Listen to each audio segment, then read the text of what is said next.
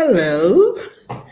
Good evening, everyone. Good evening. Good evening. You're welcome to another episode of the Smart Parenting webinar. My name is Oluwatoyin Ogunkomi. And yes, today I have another interesting topic that we will be discussing. And this is called preventing screen and gaming addiction. For those of you who are just joining and you've not met me before, my name is Oluwatoyin Ogunkomi. I'm a family psychologist. I work with parents and I work with adolescents. I provide them with resources, tools. I do therapy. I provide them with resources to live a thriving life. And part of the things I do is I hold webinars, parenting class. I have parenting transformational coaching program. I also do I offer services to schools, families, and organizations in terms of mental health of their children and the staff. So today we're looking at how we can prevent gaming addiction. I know we've all heard about screen addiction, but there's a new one which is also known as gaming addiction. Now, when we talk about gaming addiction, when we talk about screen addiction, this is something that became very popular thanks to the advent of COVID 19, where everyone, especially our children, had to do a lot of engagement online, unlike before where they had to go to regular school. But due to the COVID 19, a lot of students had to resort to using devices for their classes. Now, today I will give you a comprehensive guide on what gaming addiction is. I will also talk about I'll start by talking about what addiction is, what gaming addiction is. Then I'll talk about the prevalence, what the number of people that are actually addicted to this. And I'll also talk about what we can do as parents to prevent our children from having a gaming addiction. So for you to help your children, before you can say you are protecting your child, before you can say you're protecting your child from harms of screen and gaming, it's important as parents that you understand what this addiction is, what addiction is, so that you know how to help them, and you know how it develops in the brain and why it can be very, very powerful in children, especially as powerful as substance use addiction. So I'll start by defining what addiction is. As we're joining, I'd like us to go to the comment section. Just tell us where you're watching from. Tell us where you're watching from. Tell us where you are so we can also, tell us where you're watching from. Tell us where you're watching from. Do you have children? Are you raising children? How old are your children?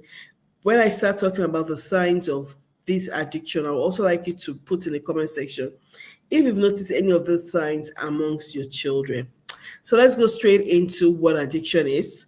So, like I said addiction is a chronic brain disorder, and this is characterized by compulsive use or a compulsive engagement in terms of the rewarding stimuli. Despite the fact that there are negative consequences, people who are addicted to something it has nothing to do with moral failing, and it's actually known as a medical condition, and it's rooted in how the brain can process pleasure and reward. Now, one of the things we need to know is that when a person is exposed to a rewarding stimuli or an addictive stimuli, there's a way the brain's reward system is being rewired. And what happens is that once there are certain activities that you enjoy doing, there's the way that the brain will be flooded with dopamine, and this gradually impairs the prefrontal cortex. And the prefrontal cortex, this is this part of the brain that is used for reasoning, that is used for executive functioning, that is used for self-control, planning, and decision making is will be impaired. And that's why when you see, I know it's unfortunate that this part of the brain is not fully developed until the person is 24 years old. So imagine a child that is not up to 24, a child of 10, that the prefrontal cortex is still developing. And this prefrontal cortex that is still developing is now being flooded with a lot of dopamine and all that. It will alter the neural pathways, and the child becomes susceptible to addiction. Now, why do children get addicted? Why do individuals get addicted to gaming or substance or in any form of addiction? It's because of the neural pathway. So the part of the brain that releases dopamine, once you engage yourself in certain activities that are very, very fun and interesting, a lot of dopamines are being released and you want to keep doing those activities, and that's how addiction starts. Now, addiction is not just limited to drugs, I want us to know that, or alcohol.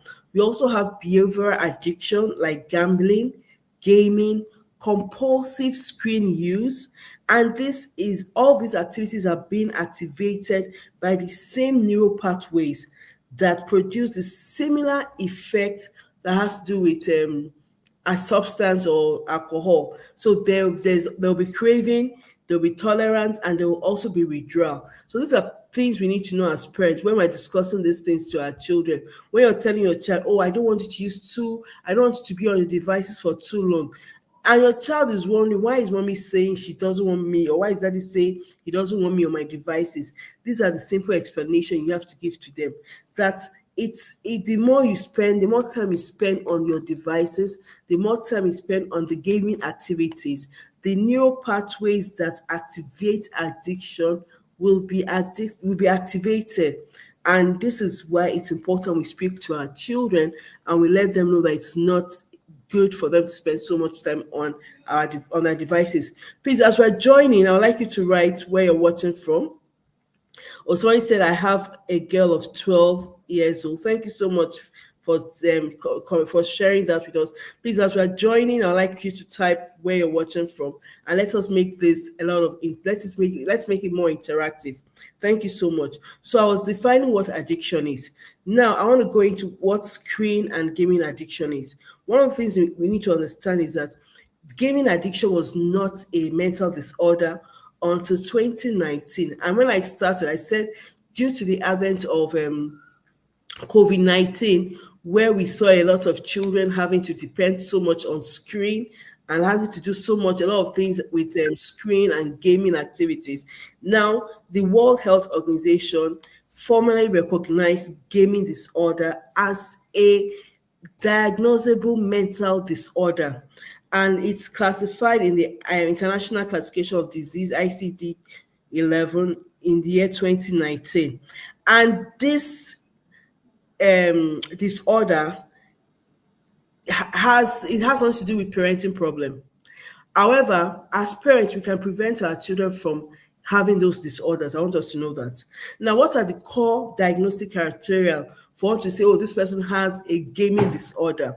Number one, loss of control over game, the frequency, the intensity, and the duration. So if you have a child that whenever the child starts using the PS4 or start going on the internet to play games, and the child loses control over the time, the duration, the intensity, and the frequency, that is a criteria that the child might be battling with gaming disorder.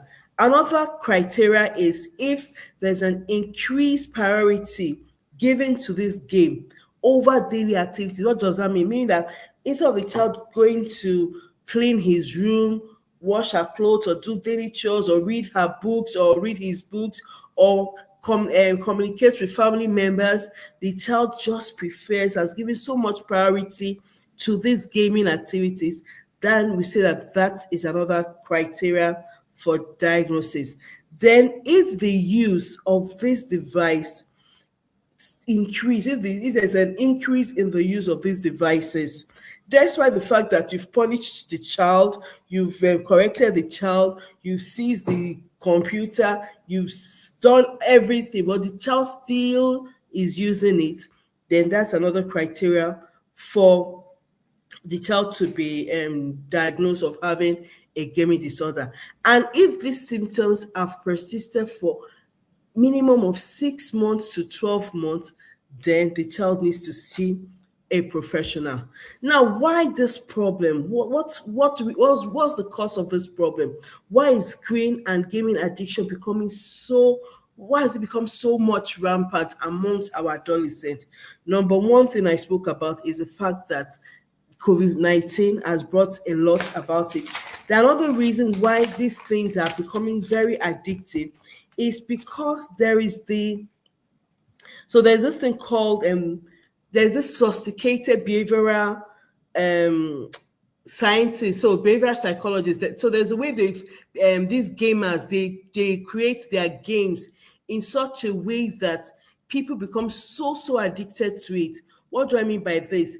So unlike before, normal. So I remember when I was having this presentation, and somebody asked me that, okay, why is that other games we used to play, like all these regular games, people don't get addicted to it? Why is it that one gets so addicted to games as the internet games and all that?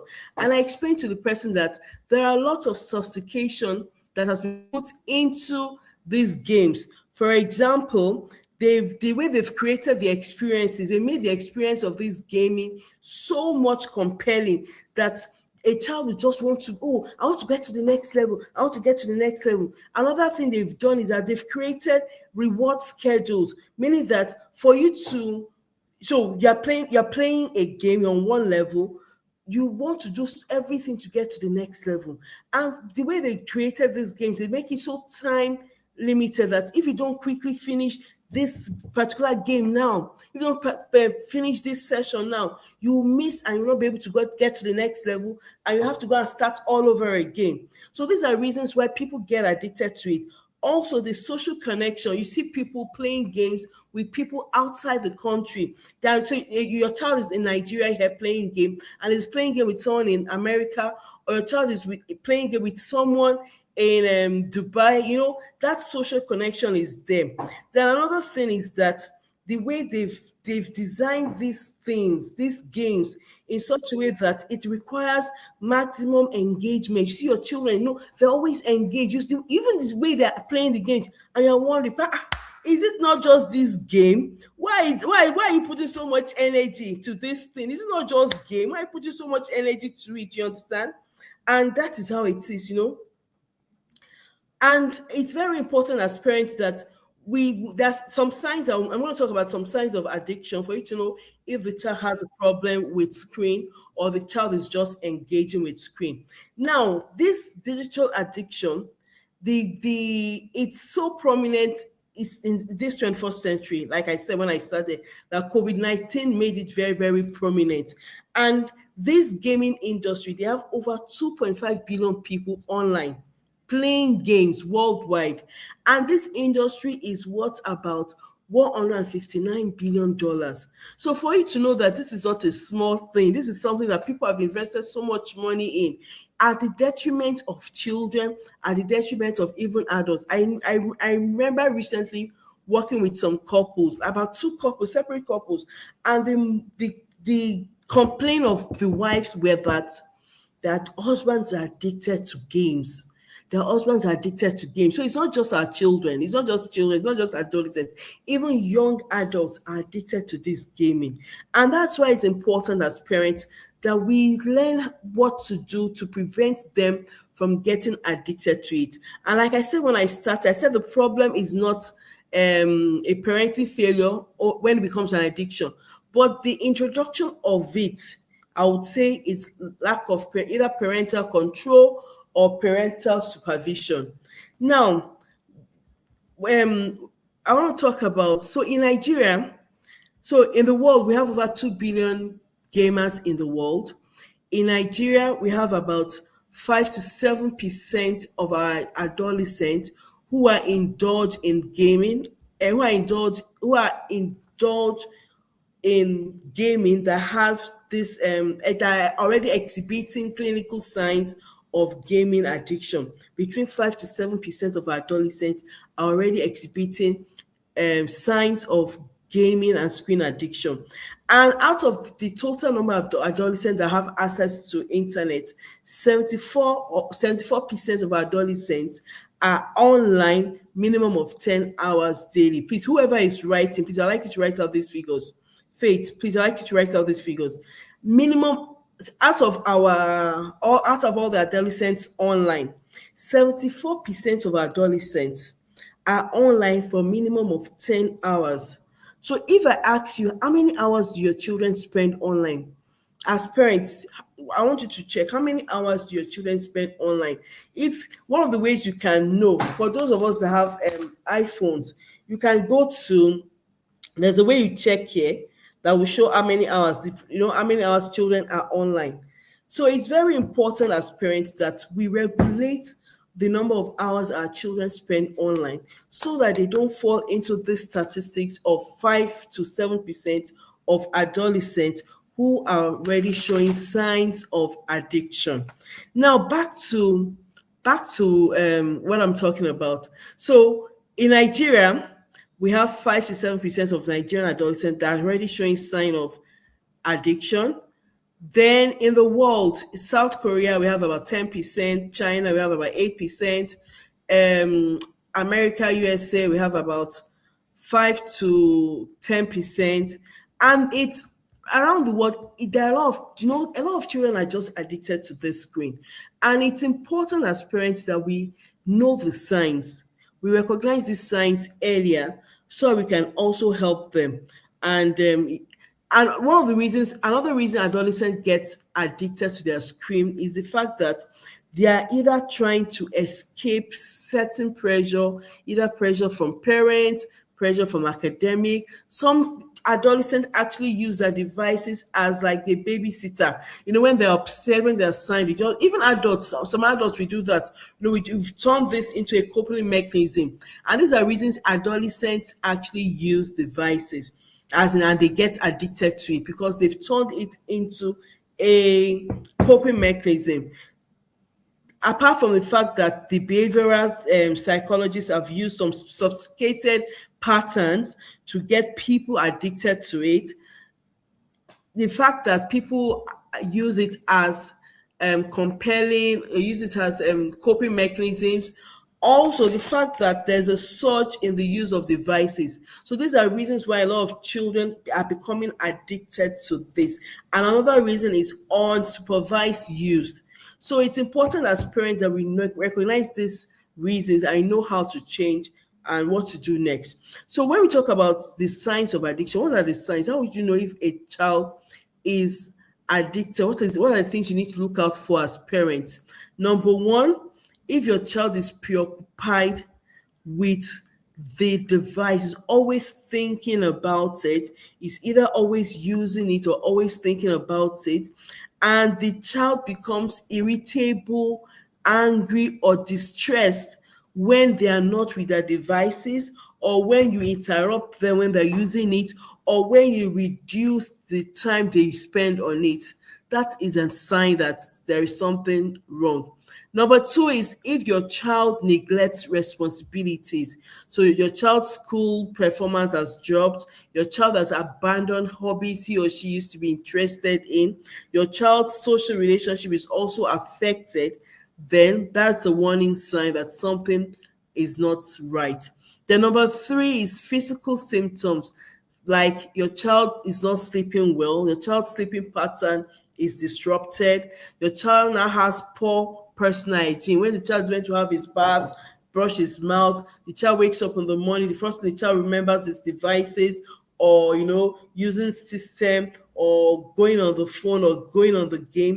When the child has chronic backache, the eyes are being strained, the child complaining about physical symptoms, right? And these are symptoms are attributed to the screen use, then that is a reason for you to be worried.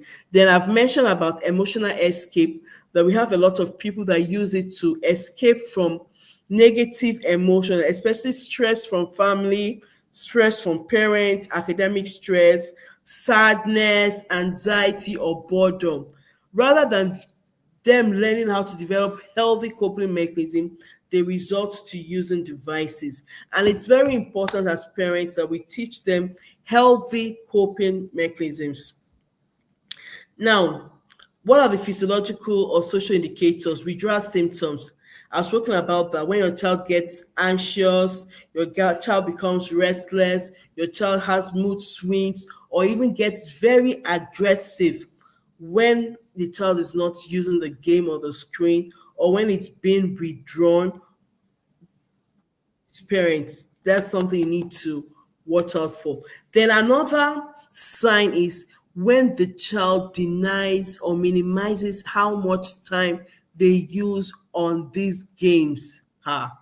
When they say, I noticed you spent so much time. I say, no, it's just 2 hours.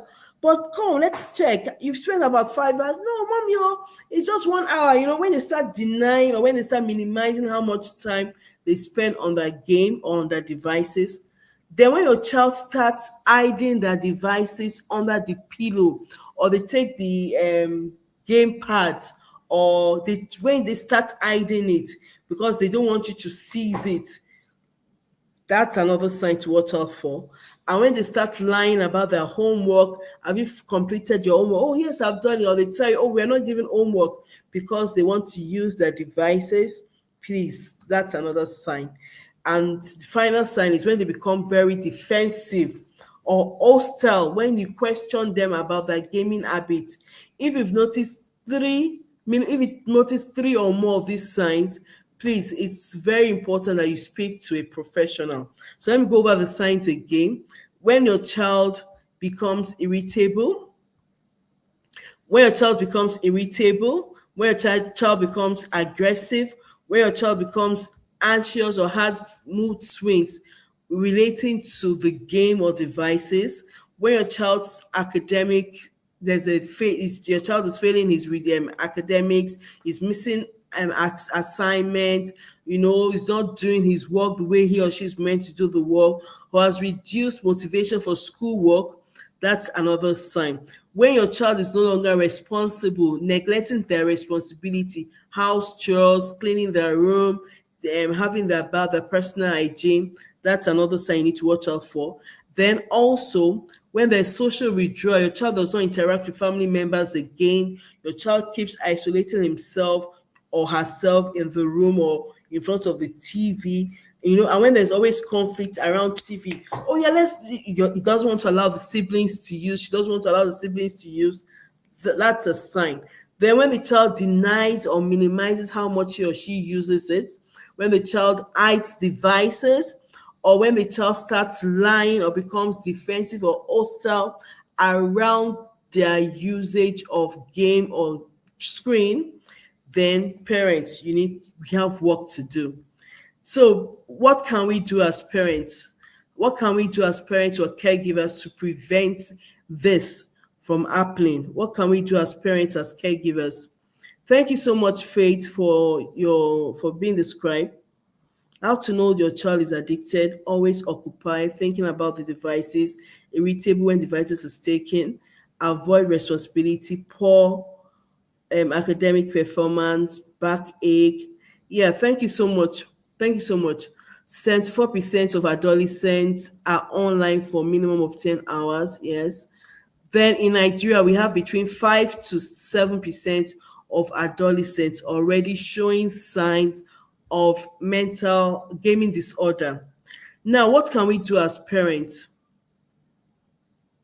Okay, somebody said on Family Link app, limited my children to 2 hours online. Yes, their devices are tracked and monitored with this app to help me. Yes, we're going to actually talk about the different apps we can use to help our children to prevent them from falling victims of gaming or screen disorder.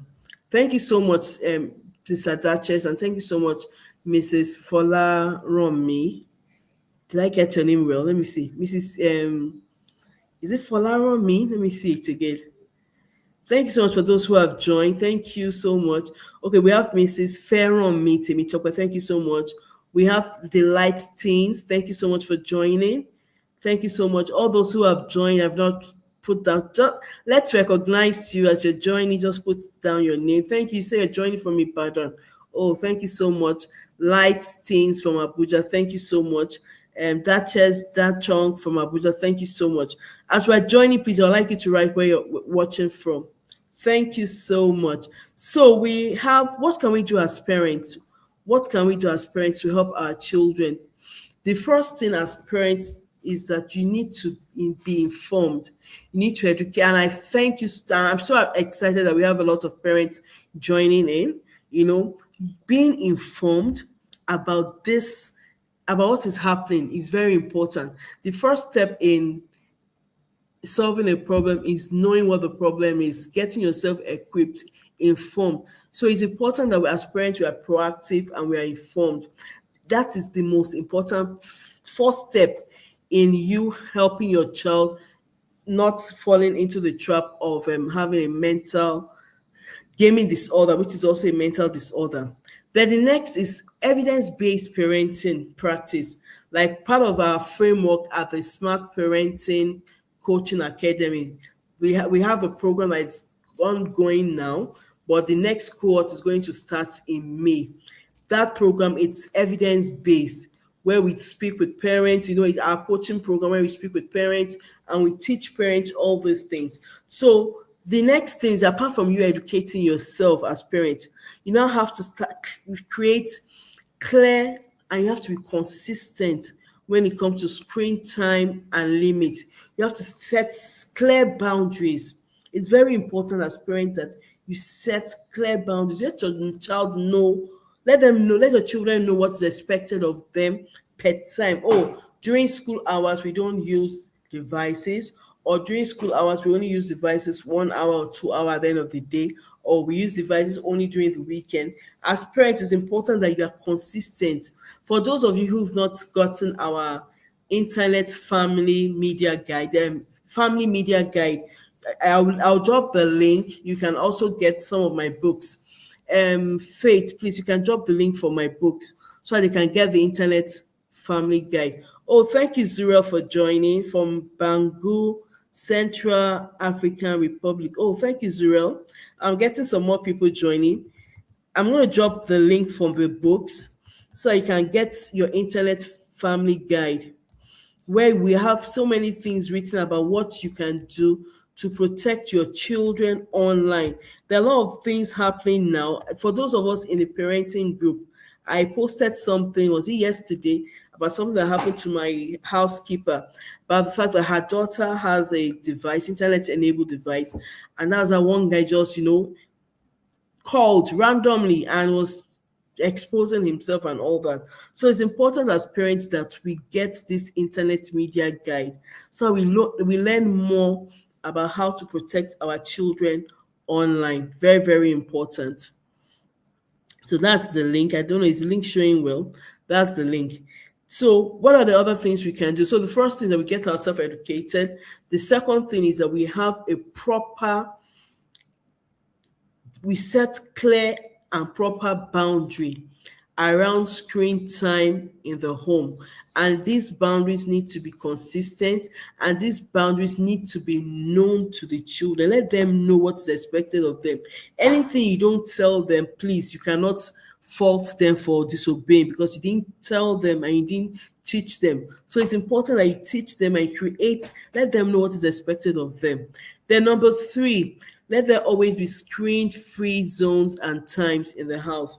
Some people will say, "Oh, dining when we're eating, no, we don't use devices when we're eating on the dining table." Some people in their homes, they don't take devices to the room overnight. Let there be set clear boundaries, and these boundaries should be communicated to your children. Please. I also posted something. I said, as parents, we protect our children from physical predators. Meanwhile, they're exposed to a billion predators online.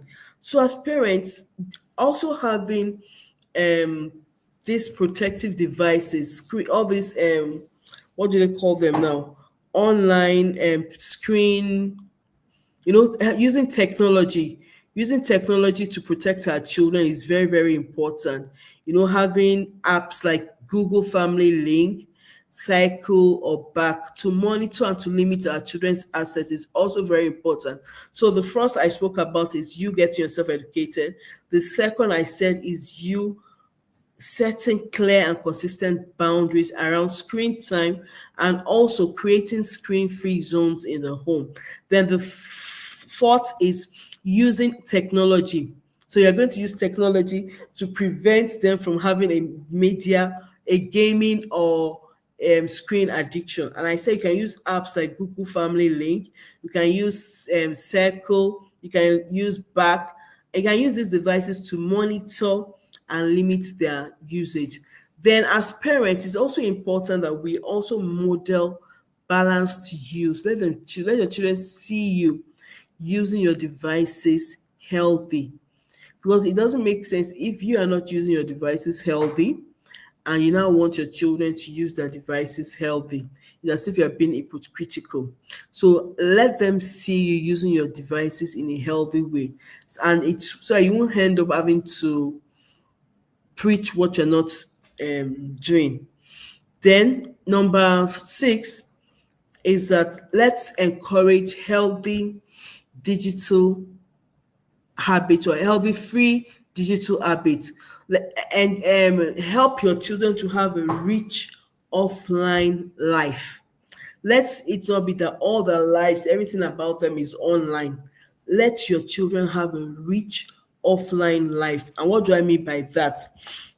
Let them have screen free activities, activities that has nothing to do with screen. Let them engage with activities that are not linked to screens. What are these activities?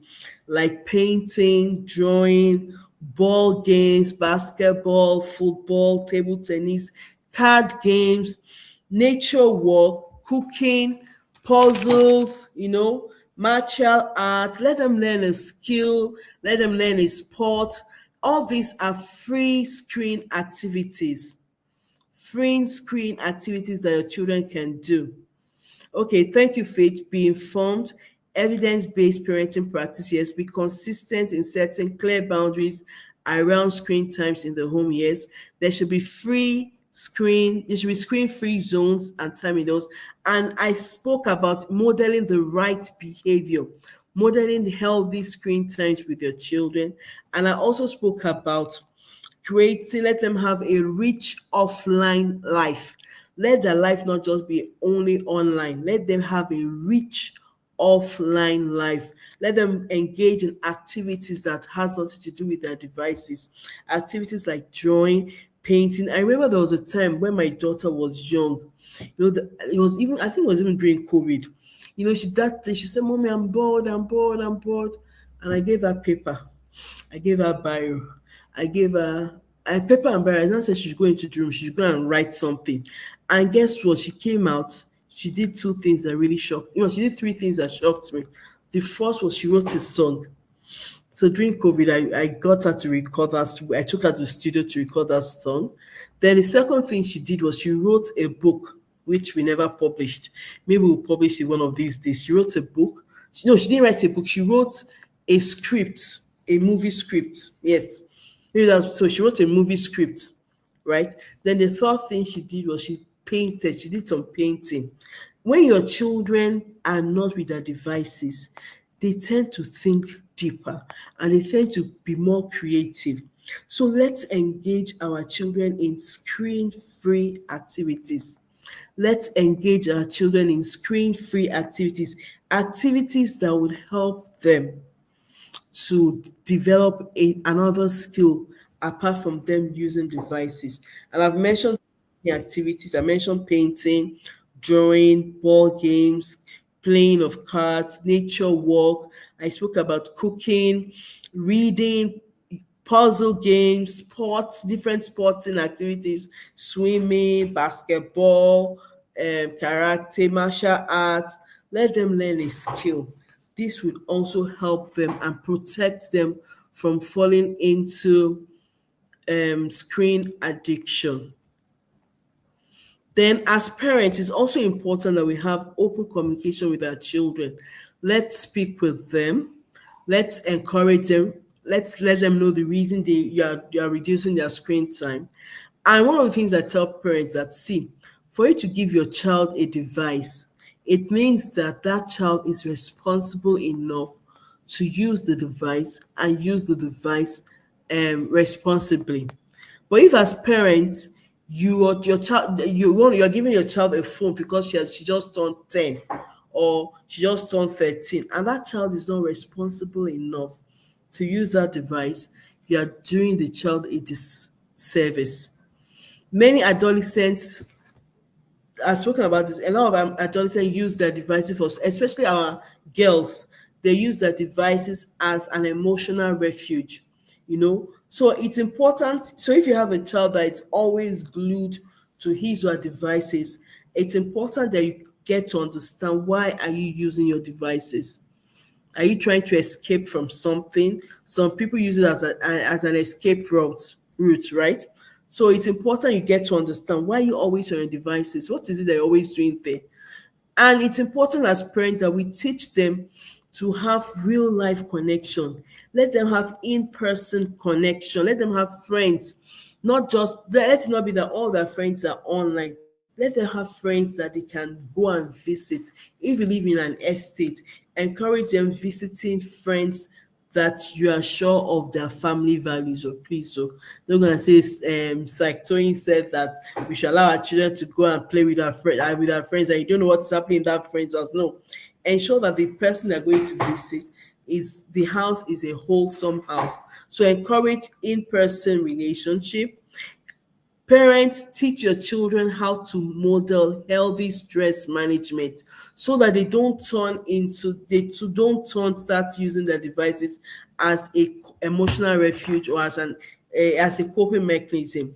Teach your children how to build healthy coping skills. Teach them to journal, teach them to talk about their feelings, teach them mindfulness exercise. These are part of the things we actually do at the teenage hour. We have this program coming up next month. It's the self mastery program for adolescents. We do this program every Easter period, whereby and it's a virtual program where I work with adolescents. I teach them, I help them with coping mechanism. I teach them different coping mechanism. I teach them a lot about executive functioning skills. I teach them about how to think critically, emotional intelligence, a lot of things we teach them. So for those of you that want your children to join, registration is going to start beginning of next month, and the training is taking place during Easter, or a few weeks after Easter, a week after Easter. So it's important we teach our children how to build coping mechanism. It's important we encourage our children to have real life connection, not just offline. I remember a particular patient I worked with. The child had social anxiety. Person cannot talk to people face to face, but online, she said she has lots of friends online. But one on one, she said she doesn't know how to talk. So I had to do therapy for her based for social anxiety and all that. Person could not interact with friends, and person was always, but when it comes to online, person is online, big time online, talking with friends, but physically the person does not have friends. So this is another thing we need to teach our children, how to communicate with people online, physically, face to face interaction. Then, if you notice that your child is having a screen addiction, that screen addiction might be masking deeper mental health issues like anxiety, like depression. And I've spoken about the social anxiety part. Some other children, because they have generalized anxiety disorder, but when they're with their phone, it calms them down. So it's important that we try to address the underlying issue. Why is this child always on the phone? You know, and as parents, I mentioned something that it's important we get ourselves educated. And this is part of the education we're doing here. All these trainings we're doing, we have our trainings once a month, and we talk about different aspects of parenting. This month is all about screen addiction and all that. Next one, we're going to talk about something else. So it's important that you get yourself educated. It's important that you join our coaching program, where you learn a whole lot about parenting and how to become that parent for your child. Now, if you've noticed any of these signs in your children, and these signs have persisted for more than 6 months, despite the fact that you've intervened, despite the fact that you've seized the phone, despite the fact that you've spoken to the child, you've punished the child, you've corrected the child, please, it's important that you see a psychologist. And that's where I come in. I work with children, I help them in terms of different mental disorders and different mental challenges that they might be going through. Then, if you've noticed that this use of internet or game or phone is affecting your child's academic, that's affecting your child's relationship with people, with his friends or her friends, or with even family members, please, it's important that you seek help. Then finally, if you've noticed another mental health challenges attached to this, so like I said, for some children, they might be masking other mental health challenges like depression, anxiety, or even ADHD. This is important that we escalate, not by aggression, not by conflict, not by threat, but we escalate, we speak to a professional so that the professional can help you with this challenge. So I'll be stopping here for a few minutes. Let me just go into the comment section. I saw a lot of questions there. I saw a lot of questions. So I'm going to go through the question. The question I said showing now says, my 3-year-old keeps saying he's bored and wants to watch something online. I usually give him my phone or laptop just to escape his whining. But it's and like I said, let's not substitute online reach offline activities with online activities. So your child would whine because your child is already used to devices, but over time when the child knows that there is nothing, mommy is not going to give me the device, the child will start looking for other activities to do. Encourage the child to paint, encourage the child to draw, encourage, you can buy lego for the child to use to construct, buy building block. There's so many things that your children can do. One of my organization, Gleeking School Uniform Store, one of the things we are doing now, we're buying toys, educational toys for children, for parents that they can use for their children. It's very important that we do this. We use offline activities, and I've mentioned so many offline activities. I mentioned painting, drawing, ball games, nature walk, cooking, reading, puzzles, sports. There are so many offline activities your children can do. Please don't focus only on giving your child a device, please. Then I think I saw another question here. mm, I saw another question here. Let me go back. I saw another question here. So another question. What can we do as okay? This is not a question. What we can do as parents to help? Okay, this is not a question. This is not a question. If you have questions, please drop your questions down so I can respond to your questions.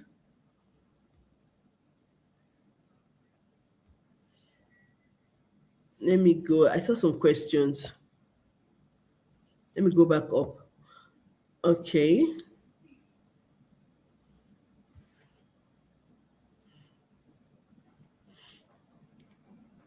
So what about a child that tells you okay, what, please, what about a child that tells you that you tell about the disadvantage of it, but keep doing it?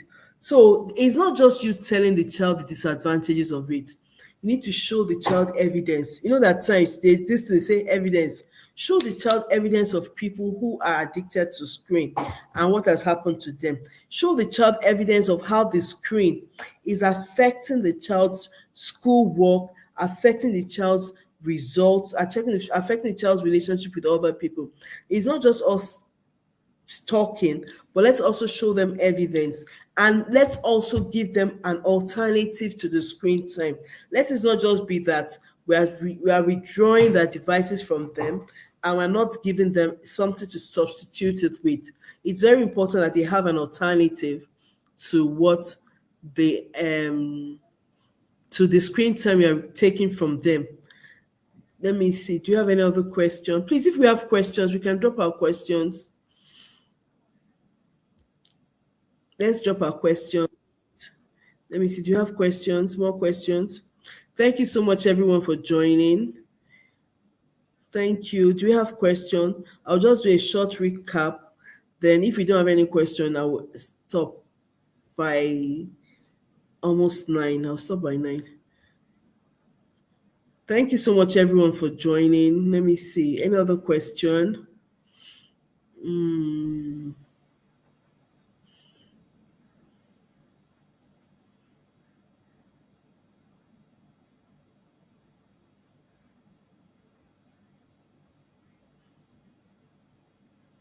So for those that want to buy the book, we can use this website, oluwatoyinogunkomi.com/books. You can get all our books on that website. Let me see. Okay, so I don't think I have any question again. Okay, so no question again. So I'll just do a recap. So I started by talking about what addiction is. Also spoke about what gaming and screen addiction is. I spoke about the prevalence of this gaming addiction in Nigeria. I said we have 5 to 7% of children exhibiting symptoms of gaming addiction. I said that gaming addiction became an internationally recognized mental disorder in the year 2019. And I said, of course, because of COVID, a lot of children depended so much on games and the use of devices to do their schoolwork. I also spoke about the different symptoms or signs parents can watch out for for them to know if their child has a gaming or the child has a screen addiction.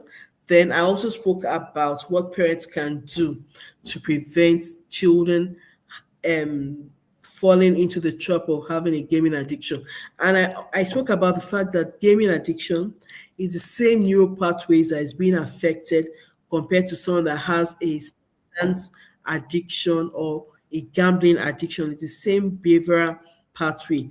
And I said that when it becomes an addiction, it's no longer a parental failure, but now a mental health challenge. I spoke about what we can do to protect our children from having um, gaming disorder. I spoke about the fact that as parents, you need to educate yourself. I said you need to not just educate yourself, you need to set clear, consistent boundaries for our children. We need to model healthy screen time in our homes. I spoke about the fact that as parents, there should be screen free zones in the home. As parents, we should also encourage healthy and rich offline activities. I also spoke that as parents, it's important that we get ourselves educated by using evidence-based parenting practice. I spoke about our coaching, the Smart Parenting Coaching Program. Then I spoke about so many other things. Thank you so much the light thing. He said, I will use the other options like you have listed. Yes. When your child is getting so used to screen, it's important that you take the child. So there's something called detoxification. Then we also do the digital detoxification. That's another thing you can do, right? For when I say client, the first thing I do, if it's a child or an adolescent or an adult, I have screening tools that I use to determine if the person has a disorder or just a challenge. Then I also do a mental health evaluation. Then if we've now ascertained and it's diagnosed that the person has a gaming addiction, we do digital detoxification for the child. Person will go through our digital detoxification program and we'll also have a relapse prevention plan for the person. Like I said, gaming addiction is similar to substance addiction, similar to gambling addiction, similar to any form of addiction, because it's the same neural pathways that is being affected. So thank you so much, everyone. I want to say thank you for joining.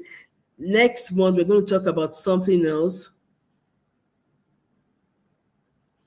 Next month, we're going to talk about something else, something interesting, something interesting. Okay. Thank you so much, everyone. Have a nice and awesome time. Bye.